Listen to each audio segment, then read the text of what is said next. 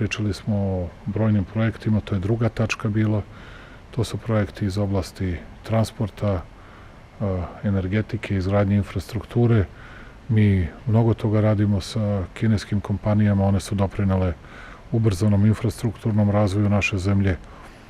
Njihove kompanije u dobrom delu grade i naš EXPO, i kada kažem EXPO ne mislim samo na samo gradilište EXPO, već mislim i na pruge okolne, mislim i na puteve od Beograda do Zrenjanina, Zrenjanina do Novog Sada, mislim i na Vožd Karađorđe, mislim i na Dunavski koridor, mislim na mnoge druge projekte koje zajedno sa njima pravimo i gradimo.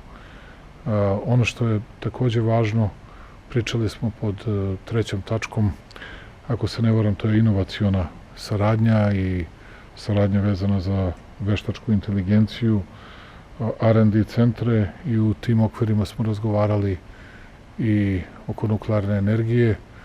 One su nam ponudili gotovo neverovatne uslove, te ćemo morati o tome u najhitnijem roku da razgovaramo, što može bukvalno da znači spas u uslovima sve veće upotrebe veštačke inteligencije, električnih automobila, data centara i svega drugog.